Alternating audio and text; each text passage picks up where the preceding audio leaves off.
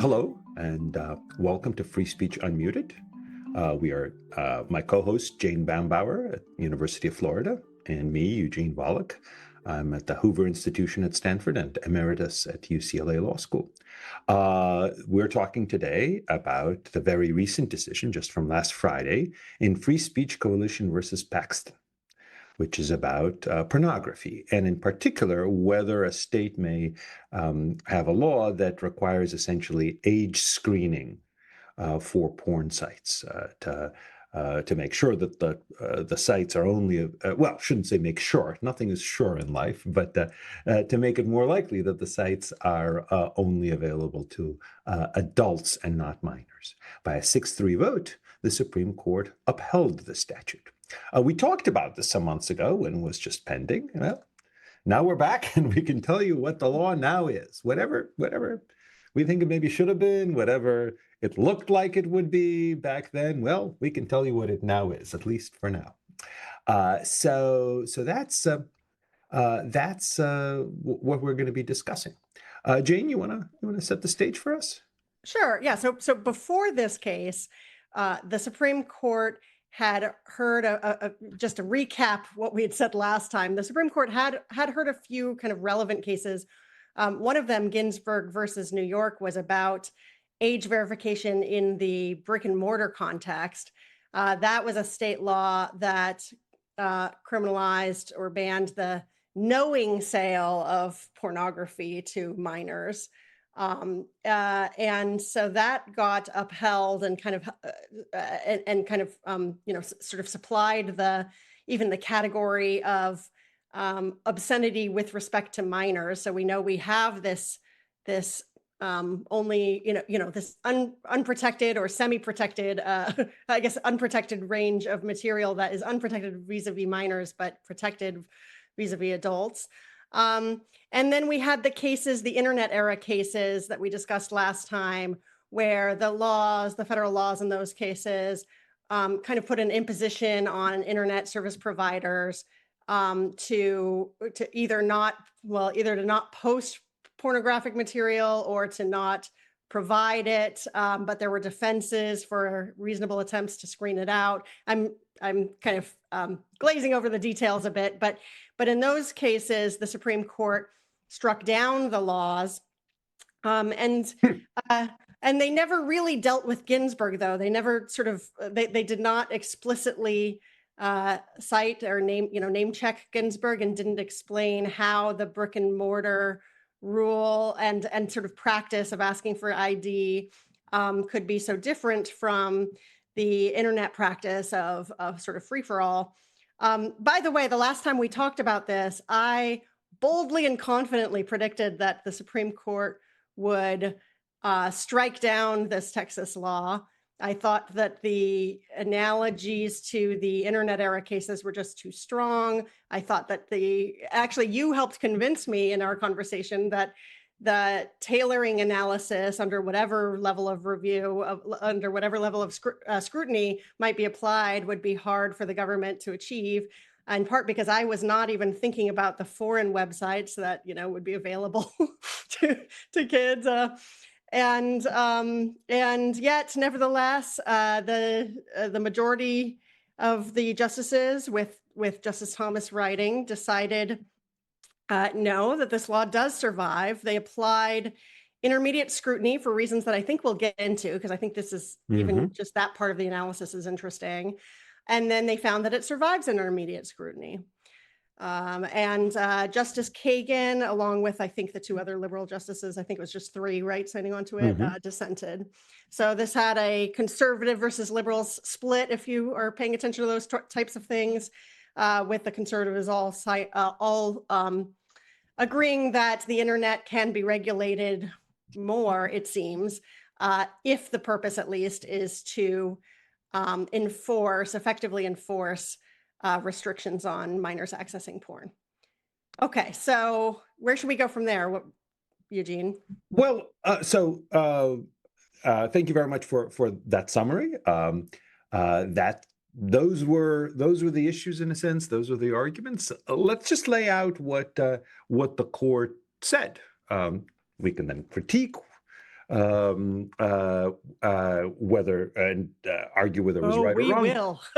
I often find, especially as I get older and older, and do more and more lawyering as well as academic work, is I'm not terribly interested in arguing whether a Supreme Court got it wrong on something. You know, if it got it wrong, it's still the law.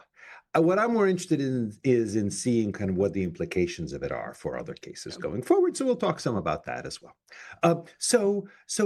First, let's focus on the majority opinion, because that is what sets forth the law. So here is, I oversimplify, but here's what I think is the heart of the majority opinion. So the majority, this opinion, Justice Thomas for the six, let's call them conservative justices because they basically are. He says, look, we have this category of speech that is constitutionally protected for adults, but not protected for minors. It's not obscene under the First Amendment test. That if it were obscene, then it could be restricted for adults, although as a practical matter, obscenity law is rarely enforced with regard to adults. But it is obscene as to minors, and it therefore could be prohibited. Distributing it to minors could be prohibited. And he says, look, this is a familiar sort of situation in other areas of the law. Obviously, it's true for alcohol and tobacco and other such things, for driving, where adults can do it, minors with different age cutoffs can't. And of course, you may need to check people's ID before you sell alcohol. Of course, somebody might say, well, but there's no constitutional right to get alcohol. Maybe it's different when there's a constitutional right involved. And he says, well, but if you look at other situations where there's a constitutional right, you also have if you look at other situations where there's a constitutional right for adults but not minors, there's also age screening. One example he gives is with regard to getting a handgun license. Or that's in Texas, or you could imagine having a background check for buying a gun, whether a handgun or a long gun. There's a Second Amendment right for adults, not for minors. How do you determine who's an adult, who's a minor? Well, you have to check. And if that means that there is a reduction in convenience and in privacy for the adult who is exercising that right, well, okay, that's a price, but it's a price that you may have to pay. Gives another example, the right to register to vote. Again, something that adults have, not minors. You can check people's age. Or to marry is another example that he gives. So he says, look, as a general matter, if there is a constitutionally permissible restriction on minors, including on minors' access to what for adults would be a constitutional right, that carries with it, by kind of necessary implication, the power of the government to check whether the person is an adult or is a minor. That power, again, will cause some inconvenience and possibly some loss of privacy to the adults, but that's the price that has to be paid for enforcing the legitimate rules, the rules that have already been upheld, prohibiting that behavior by minors or with respect to minors.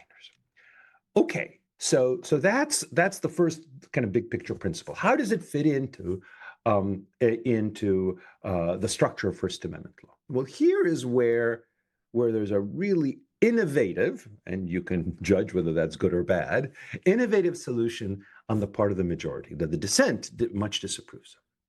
So the majority says, look, we generally speaking have a rule that content-based restrictions on speech are subject to strict scrutiny, and content-neutral restrictions are subject to intermediate scrutiny, which is more government-friendly.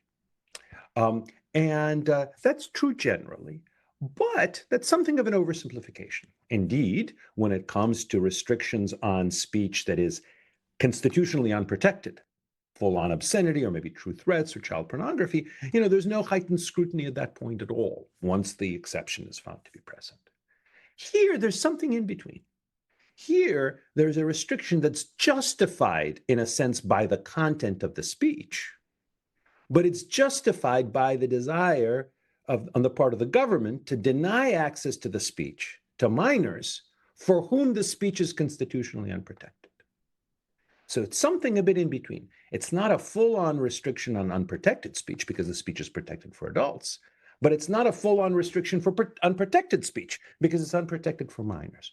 Rather, because it is aimed at enforcing this adult-minor distinction, a closely fitted restriction on access by minors, which basically requires some sort of electronic carding, is subject only to intermediate scrutiny. Now, the dissent very much disagrees. They say, no, it makes no sense to come up with this weird intermediate solution. The question is it content-based? Of course it's content-based. The government is worried that speech with a certain content, highly sexually themed speech, is going to be bad for minors. We have a well-established category. We've got precedents like Ashcroft v. ACLU2 that deal with that. They say it's content-based, subject to strict scrutiny. It's got to be narrowly tailored to compelling government interest. That's a hard test for the government to meet, but not impossible. If the government shows that this is really necessary and really well tailored, not over, not under inclusive, if it's the least restrictive alternative, then it might be upheld. But that's the test that should be applied, not the more relaxed intermediate scrutiny. Interestingly, here is part of Justice Thomas's, the majority's response. They say, well, we actually think that strict scrutiny should be an extraordinarily demanding test. Very, very high. It's the most demanding test known to constitutional law.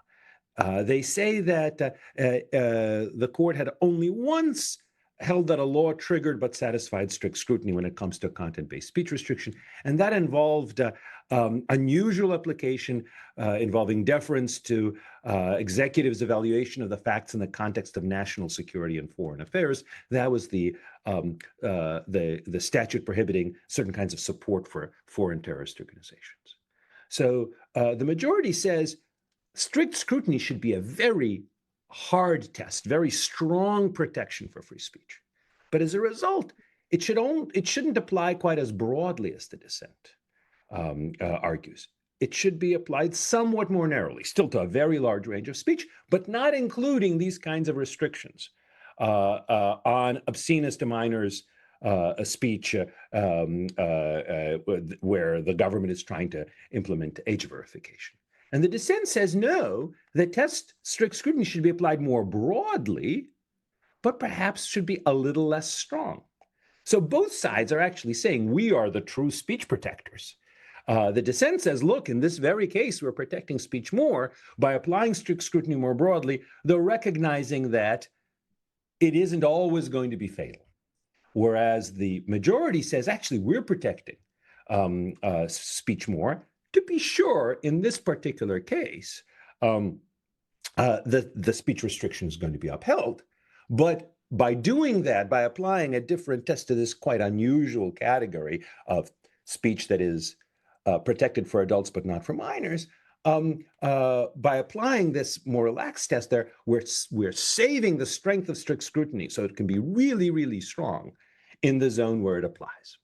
So as a First Amendment lawyer, I can tell you I'm going to be quoting that passage from the majority quite a lot. The one that says strict scrutiny is the most demanding test known to constitutional law, almost never satisfied. So in any event, I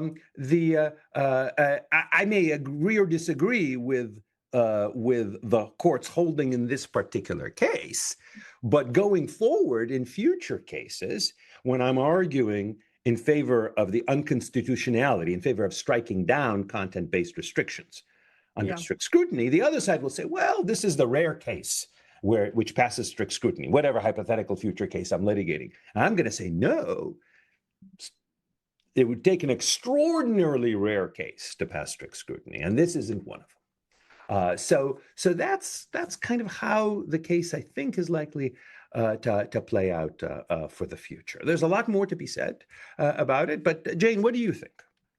Okay, yeah. So I'm nervous. Maybe for some of the reasons Justice Kagan are, maybe for some slightly different reasons. So first of all, I do think that one thing this case does is either clarify or change course a bit from from the Reed versus Town of Gilbert decision. I might characterize it as clarifying it. So when Reed was the case where the Supreme Court, when analyzing a sign code, a local ordinance that dealt with what types of signs can be posted publicly and what kinds can't, they said, look, it's making these distinctions on the basis of content. A content-based restriction is a content-based restriction. We mean it. We really mean it. There are no exceptions. And at the time, I remember, even though that was a unanimous opinion, a lot of commentary said, what? They can't actually mean that. There are just too many sort of pragmatic reasons to need something less strict, even though you're identifying the type of problem speech or whatever by its content. So now with this case, I think we can see that, there is some pragmatism, I suppose. That's one way of looking at this, is that, when on the face of the law, the Texas law does say, okay, this applies to, basically websites that are 1/3 pornographic. Well, that's based on content, right? But it's applying, it is identifying that content in order to then target a subset of unprotected access or uses of that speech. The court is saying, okay, we're not going to apply the strict scrutiny. So I think this can help, this particular case can help explain why, for example, regulations of commercial speech probably survive Reed, because you could make sort of similar analogies, how as a matter of pragmatism and trying to, the law is really just trying to identify a set of speech that is lesser protected and that sort of thing. So, okay. Can I just chime in for a moment there, because I want to agree with you and just elaborate a little bit on this. Yeah. So first of all, indeed, in the commercial speech context, I think this is what you were alluding to, but I wanted to make it more explicit. The court has adopted a somewhat intermediate standard. Calling it intermediate scrutiny is a little misleading, because intermediate scrutiny means somewhat different things in different contexts, but it has at times called it intermediate scrutiny. And one of the rationales was that we don't want to say, oh, commercial speech is fully protected. And then, given that we know there are going to be all sorts of restrictions on, for example, misleading commercial speech and various other such things, then have that dilute the protection offered to other speech. That if you're aware that some category of speech is going to be more restricted because you acknowledge that it's important to be able to, say, protect consumers from being misled, then you should acknowledge that by imposing a lower standard. The other thing, and I think you're quite right about the way that the court deals with such things often, when you mention Reed, is you might look back on a case from 1972 by Justice Marshall, Police Department of Chicago versus Mosley. And it struck down an ordinance that limited picketing, but had an exception for labor picketing. And the court said that's unconstitutional because of that exception. And what did Justice Marshall say? Above all else, the First Amendment means that government has no power to restrict expression because of its message, its ideas, its subject matter, or its content. No power. Well, that's an overstatement, right? We knew even then that it has the power to restrict true threats of illegal conduct. It has the power to restrict a narrow category of incitement to imminent illegal conduct.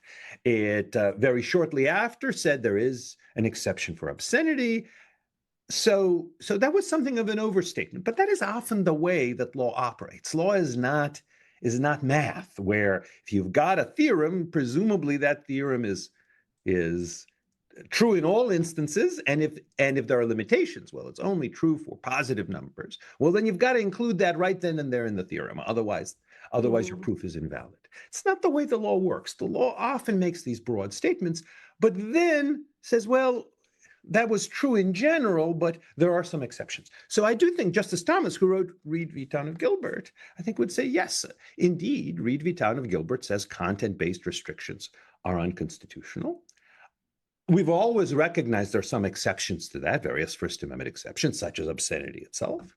What we're recognizing here is the one kind of exception to that. Excuse me, not just content-based or restrictions are unconstitutional. They're subject to strict scrutiny. Strict scrutiny. Yeah, One exception to that is that when you've got this speech that is close to an exception, or not even close, but that is within an exception when it comes to minors, though outside the exception when it comes to adults, well, then there too, you don't fully apply strict scrutiny. So I think he would say this is just the way that law often works. We make a general statement, recognizing that that in certain situations there may be either well-established exceptions to that statement or ones that we might recognize in years to come. That's what we're doing here. Yeah, I mean, another way to put it is like, if it made any sense, the law could say you must confirm the age using ID or credit card or whatever of only minors who are trying to access pornography. But then how would you do that other than by or maybe another example would be, you may not ask if a woman is pregnant during a job interview, if you might use that information to make a decision on the candidate. Well, that's, I mean, maybe this is slightly different, but there it would be extremely difficult, maybe even impossible to distinguish between the case where you're just asking out of pure curiosity and the one where you're going to use that information for discriminatory purposes. So that, so I think, okay, fine. In order to make use of the limitations that the government has, the liberty to restrict or to regulate, they have to bleed over a little bit into the protected speech area. Now, what makes me nervous, though, is that I see a lot in the reasoning that looks like the secondary effects tests from the zoning zoning cases. So those were the cases, we discussed this last time we talked about pornography as well, or sexually explicit expression of all sorts. These were the cases where the Supreme Court looked at zoning ordinances that sort of required all adult themed live entertainment to be in one part of town. And the idea was, well, yes, this is a restriction based on expression, but it's in service of this other goal that is unrelated to speech and that is serving, these secondary effects, that is serving society in some other way. And Eugene, I think both you and I have been a bit critical of this because the only way to serve that secondary goal, of course, is by making assumptions about who is going to be attracted to the expression in the first place and that sort of thing. So the reasoning in this case looks to me a lot like that. Like, okay, yes, it's true that on the face of the statute, it is in fact requiring any website that has pornography to impose a burden on every user, even if the vast majority of those users are adults. But we're going to kind of ignore that because it's in service of trying to enforce this, this regulatory priority that is that is unprotected. I was going to say unrelated to speech. It's unrelated to protected speech. So I see in this the kernels of a Supreme Court that could, if it wanted to, start expanding the secondary effects doctrine. I'm thinking about how this case will affect things like the age verification rules for social media. Social media is protected speech, but if the idea is, we're protecting the youth from some known mental health crisis, is there some logic that might help extend this case all the way to that type of application? I see. Right. Well, there's always reason for concern in anything that the court or anybody else does. But in particular, I totally appreciate your point that by relaxing in some measure the requirement that content-based restrictions be subject to strict scrutiny, never all a universal requirement, but used to look like it was broader. Now it's a little narrower. Yeah. The court may be opening the door to further narrowing of the zone where strict scrutiny applies. I do think it's important that this particular precedent is so focused on the fact that there is a recognized substantive exception for speech aimed at minors. So right now, there is no such exception for social media. Social media aimed at minors. In fact, we know from Brown v. Entertainment Merchants Association, case from, going on 15 years ago now, we know that there's not even a First Amendment exception for, say, violent material depicting violence that's shown to minors. And with respect to minors, exactly, yeah. Right. Yeah. Even a... Right. Yeah, there's no, the way there's an obscenity to minors exception, there is no violence to minors exception. Right. Even when it's video games, which you might have thought that the court would have said, well, that's not really valuable speech. No, the court says it's fully protected speech, including when distributed to minors. That law was limited to restricting distribution to minors. The court still struck it down. So let's say that there is a restriction on minors accessing social media. Let's take the crispest example. Minors under age 16 cannot access social media. Let's imagine such a law. And therefore, social media platforms have to check the age of all their users. Well, then the first question that the court is going to have to ask is that a substantively valid restriction as to minors? And it might say no, because minors have the right to access social media, just like they have the right to access violent video games. Let's say it says yes, though. Let's say it says yes, because there's compelling interest in protecting minors from social media, and we think that social media is very dangerous to minors, or maybe just because we think minors' rights, after all, are less worthy of protection because they're not sufficiently developed to in a thoughtful way choose what to consume and what not to consume. So let's say it says yes, the restriction on minors' access is permissible. Well, yes, then there would be also permissible restriction on adults. That is to say, age checking for adults, even though that may interfere with privacy, may interfere in some measure with adults' convenience, in order to enforce this restriction on minors. And I think there, Justice Thomas would say, look, if we would have by then already said there is an exception for minors' access to social media, then yeah, it makes sense that in order to enforce that exception, we should be able to age check users to see if they're minors or not. But that would be the first step. This decision, I don't think, could be used to uphold a law that age checks access for things where minors have every right to access it, because then there's not the justification that the court pointed to of having to enforce the adults minors line until there isn't the Ginsburg, there is the a First Amendment adults minors line. Yeah, that's probably right. The other thing I wanted to raise about the majority opinion before we move on is that Justice Thomas does this thing that Justice Kagan later calls him out on, where he suggests that because laws that require retailers to ID everyone before buying porn have never been challenged. So these are laws that are somewhat distinct from the one in Ginsburg, because in Ginsburg, you had to knowingly sell pornography. So Justice Thomas said that because all of the brick and mortar laws since Ginsburg have not been challenged, and since ACLU versus Reno haven't been challenged, that kind of abeyance suggests that there's kind of a constitutional doctrine in, sort of like almost like a crowdsourced understanding of the constitutional of the constitutionality of those types of regulations.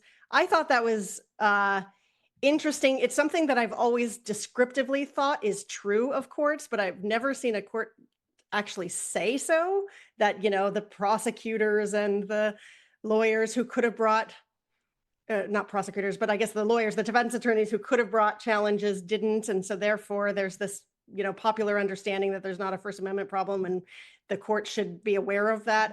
That I found odd and fascinating. Well, so I have a somewhat different view of Ginsburg. And I think the majority shares my view there. It's true that Ginsburg did not say you have to check ID. Hmm. The law in Ginsburg, the law upheld Right. in Ginsburg Yeah. didn't say you have to check ID. The Right. law, however, prohibited distribution of material to minors. And while it said, that is to say, obscene to minors, material Right. to minors. And while it said knowingly, it actually made clear that what that really meant was that I'm sorry. Let me restart the sentence. While it said knowingly, what it made clear is that you'd only have a defense if you made a reasonable bona fide attempt to ascertain the true age of the minor, at least if the person looks like they're on the borderline.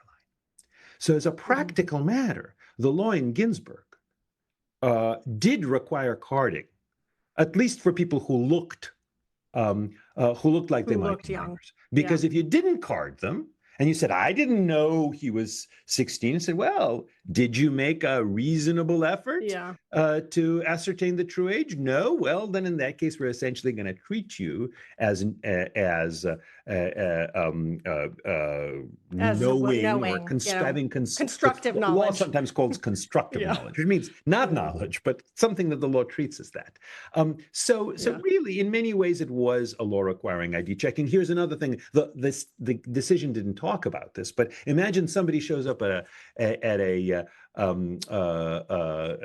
pornographic bookstore wearing a ski mask or a face mask that just obscures his face, and wants to buy pornography. Presumably, at that point, the clerk needs to say, "Can you lift that mask? I want to see if you're an adult. You lift the mask and you look like you're 60. Well, okay, fine, not a problem. But if you lift that mask and you look like you're 16, maybe, or 18, we don't know. Well, then I'm going to have to card you." Absent that, again, they're not the clerk wouldn't be making a reasonable bona fide attempt to ascertain the true age of such minor. So in any event, I do think that the law in Ginsburg, upheld in Ginsburg, basically was an age-checking law. It's true that there's been very little litigation about the specific details of constitutionality of such laws since then. And I think the majority is saying, look, in light of Ginsburg, the reason we haven't had to revisit the issue since then is basically everybody fell into line. Everybody realized. Okay, so not that it was uncertain, right? They fell in the line because they saw it the way the court saw it as already having been covered by Ginsburg. I think that's right. So right. even after Reno, okay. So I guess I read I guess I was thinking that the opinion was acknowledging that, even if the dissent thinks that, especially in light of Reno and other cases since then, there might be room to challenge the retail age checking requirements. Even if that were so, we could look at the fact that they in fact have not been challenged, and the way he puts it, I thought this, the way he puts it is the fact that those non-challenges would embody a constitutional judgment made by generations of legislators and by the American people as a whole. But I hear what you're saying. It's really more like they're following precedent, not so much that they're making their own precedent. Yeah, I think Okay.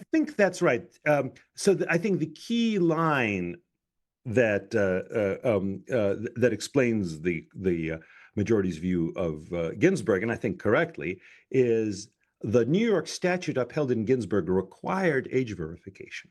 It permitted a seller who sold sexual material to a minor to raise honest mistake as to age as an affirmative defense, but only if the seller had made a reasonable bona fide attempt to ascertain the true age of the minor. So the court says that's basically age verification, even if it doesn't say we require age verification. That is what in practice it requires. And since then, it's been understood that that is the way things work. at least in brick and mortar situations. Yeah. So, Jane, Okay. I want to make sure we talk about both the dissent, but more broadly, the point which the majority acknowledges, just thinks it isn't enough to carry the day. But I think we need to lay it out about the nature of the burden on adults. Because the majority acknowledges this is not free for adults. This is not something like, well, it only burdens minors and not adults. So let's talk about that, because I do think this is a serious issue. Sure. You want to take it away?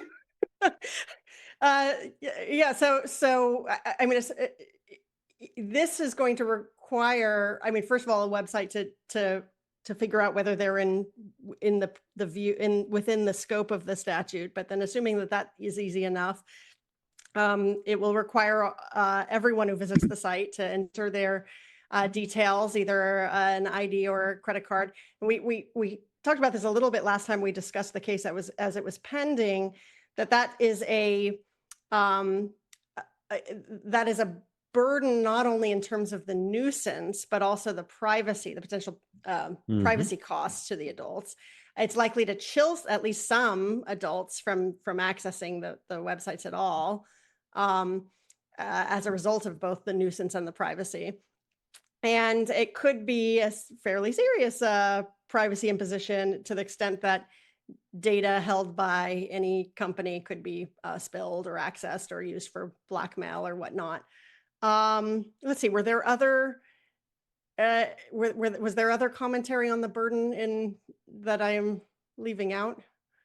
Well, no. I just think it's really important to identify, and that there's been some debate about how much of an interference with privacy this would be. There's also, of course, the concern about possible cost for the site to do this verification, not vast on an incident by incident basis, but may add up.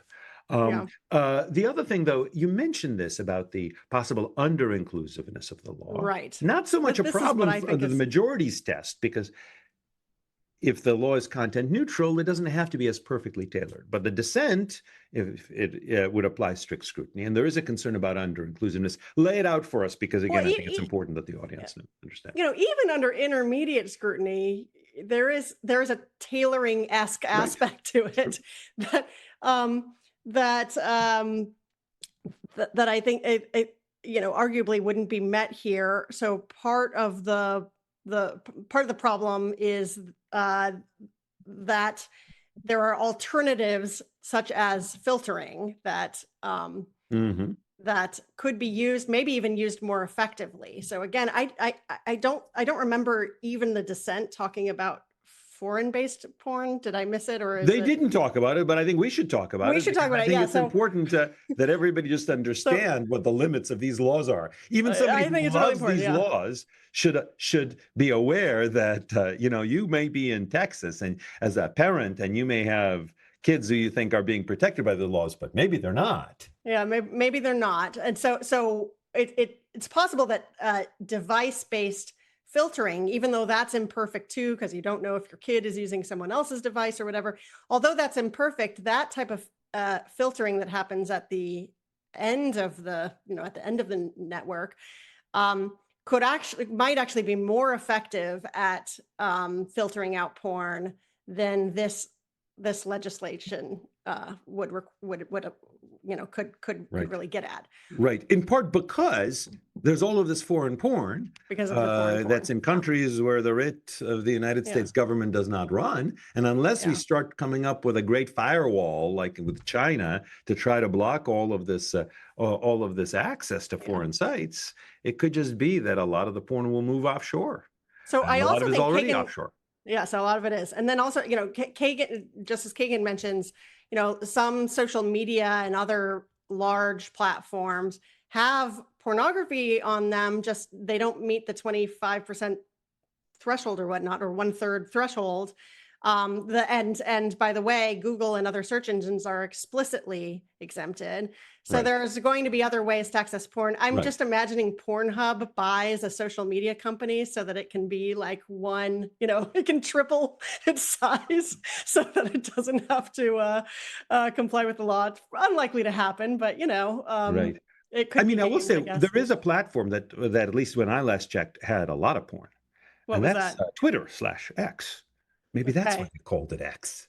There's That going it to be a does lot more X on it now, right. maybe. Unlike Facebook, it does not generally forbid porn, but it Yeah. actually does try to try to Downgrade it. segregated is not quite the right term, is because it's not physically segregated, but tries to block it for people who aren't willing to get it. Interested. So Yeah. people don't accidentally, I think, run into porn there. And I believe that involves some degree of age checking. So it's true Oh, social does media it? Okay. platforms are not covered, but most American social media platforms, if they are at least 2/3 non-porn, they have various business reasons why they might want to implement age verification in any event. And this, Yeah. by the way, again, is the difference between strict scrutiny and intermediate scrutiny. The majority does say intermediate scrutiny is deliberately leaves Yeah. states some more latitude to say we're going to try to deal with this problem one step at a time. And there's certain countervailing concerns that lead us not to try to restrict things quite as much. We may create some exceptions so long as they're not viewpoint-based or unduly content-based exceptions. That's okay. Whereas if it's strict scrutiny, then that might not be okay. Another reason the majority says, while it's actually good in these kinds of situations, relatively narrow situations, to apply intermediate scrutiny rather than strict scrutiny. Well, Of course, if you're going to strike down the law, yeah. Or rather, if you're going to uphold the law, rather. Right.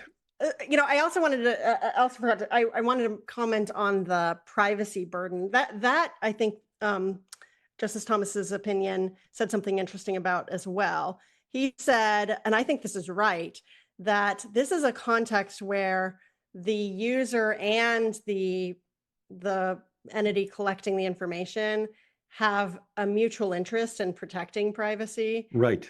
And so it might make sense that the government can make assumptions about the likelihood of, selling or in some way humiliating the user base. The other thing is that since Ginsburg, at least, maybe even since Reno, pornography use is a lot less stigmatized. And so that too may, affect the privacy burden. So I think even on that part of the tailoring analysis, or rather on that part of the scrutiny analysis, the burdens may not be as great as they once were. Maybe. I think that there is a very serious privacy burden here. At the same time, people access porn even when they need to provide credit cards and such. And not everybody, but many do. So I do think it'll probably chill some people from accessing porn sites in those states. Some adults, even if it's porn that's constitutionally protected for adults. But it's true that we shouldn't overstate the magnitude of the chill. We shouldn't say, well, of course, nobody will access porn because of that. No, will never happen. Nobody will access porn is It's never the right prediction. It is the irrepressible form of speech. Every new speech technology, first it's a novelty, then it's porn, and then everyone else uses it. So right. Well, all right. Anything else you want to add? Well, I think that covers it for now. I'm sure there'll be further developments in a lot of these areas. I doubt there'll be a lot of follow-on porn age gating litigation, just because I do think this resolves the issues fairly well. But Jane, you're quite right to identify kind of the coming, the already existing wave, but presumably the coming appellate cases and eventually probably Supreme Court cases dealing with restrictions on minors' access to social media. And those are going to raise some interesting and difficult questions. We'll probably have some more to say on this in future episodes. I think so. So great talking to you as always, Jane. Folks in the audience, great talking to you folks as always, in a different sense of talking to. Although you can submit questions. You can submit questions. Scott, can you remind me, please, what the email address is? Or the location is? hoover.org/askfsu. Folks in the audience, great pleasure talking to you folks as well. It's a different sense of talking to than with Jane, but it doesn't have to be that different. You folks can ask us questions. Just go to hoover.org/askfsu. That's for Free Speech Unmuted, not Florida State University. Jane's at the University of Florida, not Florida State University. Yes, but I am offended. hoover.org/askfsu, and we'd love to see your questions. Until next time, all the best.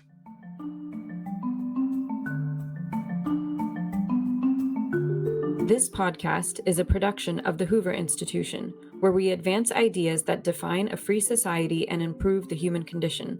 For more information about our work, or to listen to more of our podcasts, or watch our videos, please visit hoover.org.